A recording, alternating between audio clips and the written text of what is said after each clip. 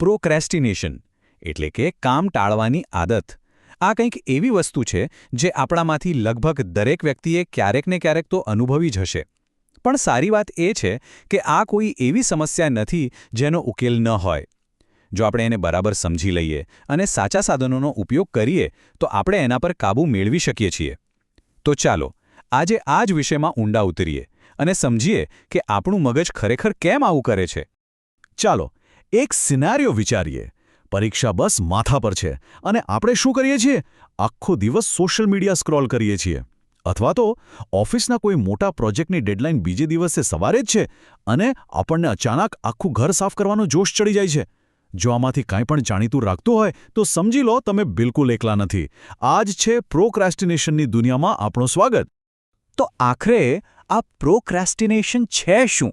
એકદમ સાદા શબ્દોમાં કહીએ તો જ્યારે આપણને ખબર હોય કે કોઈ કામ કરવું ખૂબ જરૂરી છે અને ન કરવાથી નુકસાન થશે છતાં પણ આપણે જાણી જોઈને એને ટાળીએ અને એની જગ્યાએ કોઈ ઓછું મહત્વનું કામ કરવા લાગી જઈએ, બસ એ જ પ્રોક્રાસ્ટિનેશન છે.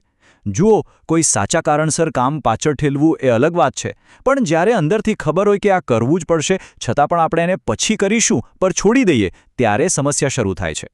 અને જો એવું લાગતું હોય કે આ આદત ફક્ત આપણામાં જ છે તો જરા આ આંકડા પર નજર નાખો. એક સ્ટડી પ્રમાણે લગભગ 70% યુનિવર્સિટીના વિદ્યાર્થીઓ માને છે કે તેઓ પ્રોક્રાસ્ટિનેટ કરે છે. આનો સીધો મતલબ એ છે કે આ કોઈ આપણી વ્યક્તિગત નબળાઈ નથી પણ એક સામાન્ય માનવ સ્વભાવનો જ ભાગ છે. એટલે આ બાબતે દોષિત અનુભવવાની બિલકુલ જરૂર નથી. સારું, તો હવે સવાલ એ છે કે આપણે આવું કરીએ જ કેમ છીએ? એની પાછળનું વિજ્ઞાન સમજવા માટે એક ખૂબ જ રસપ્રદ સમીકરણ છે. હા, એક ગણિતનું સૂત્ર જે આપણને સ્પષ્ટપણે સમજાવશે કે આપણું મગજ આપણી સાથે આ રમત કેમ રમે છે. કલ્પના કરો કે આપણા મગજમાં બે પાત્રો છે જે હંમેશા લડતા રહે છે.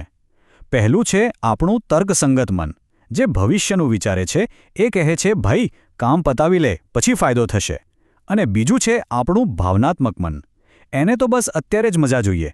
એ કહે છે, અરે છોડને, થોડીવાર ફિલ્મ જોઈ લઈએ, કામ તો ક્યાં ભાગી જવાનું છે. બસ પ્રોક્રેસ્ટિનેશન એટલે આ બે વચ્ચેની લડાઈ, જેમાં પેલું ભાવનાત્મક મન મોટા ભાગે જીતી જાય છે. તો આ રહ્યું એ સમીકરણ. દેખાવમાં થોડું અઘરું લાગી શકે છે પણ છે એકદમ સરળ.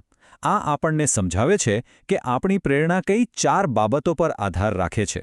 અને જો આપણે આ સમીકરણ સમજી જઈએ તો આપણે આપણી પ્રેરણાને હેક કરી શકીએ છીએ.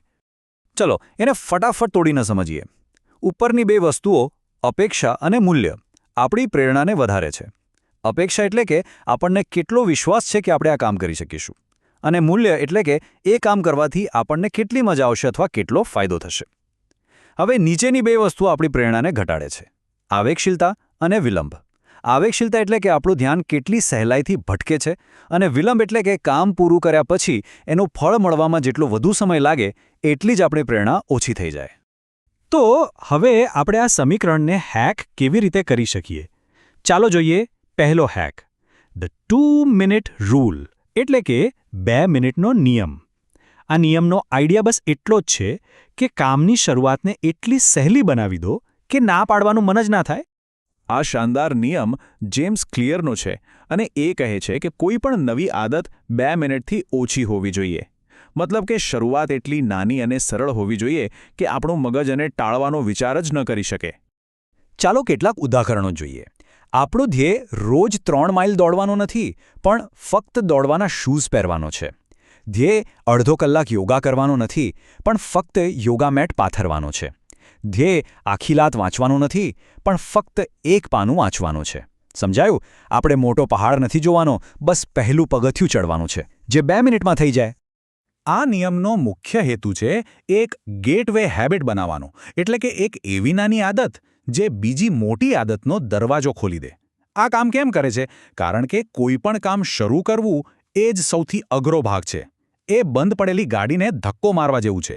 શરૂઆતમાં બહુ જોર લાગે, પણ એકવાર ગાડી ચાલવા માંડે પછી એ ચાલતી રહે છે. આ 2 મિનિટનો નિયમ બસ એ પહેલો સૌથી જરૂરી ધક્કો છે. ઓકે, તો હવે જોઈએ બીજો હેક.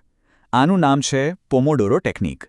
આ ટેકનિક ખાસ કરીને એવા કામો માટે બેસ્ટ છે જે લાંબા અને કંટાળાજનક હોય.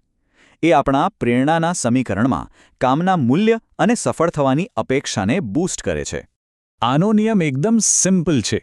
કોઈ એક કામ નક્કી કરો, 25 મિનિટનું ટાઈમર લગાવો અને બધું ભૂલીને બસ એ જ કામ કરો. કોઈ ફોન નહીં, કોઈ નોટિફિકેશન નહીં. જેવું ટાઈમર વાગે 5 મિનિટનું શોર્ટ બ્રેક લો. આવું 4 વાર કરો અને પછી એક લાંબો બ્રેક લો, 15થી 30 મિનિટનો. આનાથી કામ અને આરામ વચ્ચે એક મસ્ત રિધમ બની જાય છે. આ લય મગજને તાજું રાખે છે અને આપણને સતત કામ કરવાના થાકથી બચાવે છે. તો આ ટેકનિકમાં એવો શું જાદુ છે? જુઓ, 8 કલાક કામ કરવાનું છે એ વિચાર જ આપણને ડરાવી દે છે. પણ બસ 25 મિનિટ જ તો ફોકસ કરવાનું છે. એવું વિચારીએ તો કામ સહેલું લાગે છે. આપણું મગજ કહે છે, અરે 25 મિનિટ તો હું આરામથી કરી શકીશ. આનાથી કામ ઓછું ભયાવહ લાગે છે, સફળ થવાની આપણી અપેક્ષા વધે છે અને મોટિવેશન પણ આપોઆપ વધી જાય છે. પણ આ બધા હેક્સ અને ટિપ્સથી પણ વધારે જરૂરી એક વાત છે. પ્રોક્રેસ્ટિનેશન સામેની આ લડાઈ ફક્ત કામ પૂરું કરવાની નથી. આ લડાઈ છે આપણી ઓળખ બદલવાની. ચાલો સમજીએ કે આ કરવાથી બનવા સુધીની સફર શું છે. જેમ્સ ક્લિયર ફરીથી એક બહુ જ ઊંડી વાત કહે છે કે અસલી મુદ્દો કોઈ એક કામ કરવાનો નથી, પણ રોજ હાજર રહેવાની આદત પાડવાનો છે. આનો મતલબ એ છે કે પરિણામ કરતાં પ્રક્રિયા વધુ મહત્વની છે. આનો અર્થ એ છે કે આપણે જે પણ નાનું મોટું કામ કરીએ છીએ એનાથી આપણે જે વ્યક્તિ બનવા માંગીએ છીએ એના માટે એક વોટ આપીએ છીએ. જેમ કે જો આપણે રોજ માત્ર 5 મિનિટ પણ કસરત કરીએ તો આપણે આપણા મગજને કહીએ છીએ કે હું એક ફિટ વ્યક્તિ છું. જો આપણે રોજ ફક્ત એક પાનું વાંચીએ તો આપણે આપણી જાતને કહીએ છીએ કે હું એક વાચક છું. દરેક નાની ક્રિયા આપણી આ નવી ઓળખને મજબૂત બનાવે છે. એટલે હંમેશા યાદ રાખો, પરફેક્શન પાછળ ભાગવા કરતાં નાની શરૂઆત કરવી વધુ સારી છે. કંઈ જ કસરત ન કરવા કરતાં એક પુશઅપ કરવું 1000 ગણો સારું છે. ક્યારેય પુસ્તક ન ખોલવા કરતાં રોજ 1 મિનિટ વાંચવું વધુ સારું છે. કારણ કે અહીં તીવ્રતા નહીં પણ સાતત્ય એટલે કે કન્સિસ્ટન્સી જ અસલી ગેમ ચેન્જર છે. આ નાની નાની જીત જ એક દિવસ મોટો બદલાવ લાવશે. તો આ બધી ચર્ચા પછી હવે એક સવાલ આપણે આપણી જાતને પૂછવાનો છે. એવું કયું કામ છે જે આપણે લાંબા સમયથી ટાળી રહ્યા છીએ અને એને શરૂ કરવા માટે એવી કઈ 2 મિનિટની એક્શન છે જે આપણે અત્યારે જ આ ક્ષણે જ લઈ શકીએ? જરા વિચારો, કારણ કે દુનિયાના સૌથી મોટા બદલાવની શરૂઆત પણ હંમેશા એક નાના પગલાંથી જ થાય છે.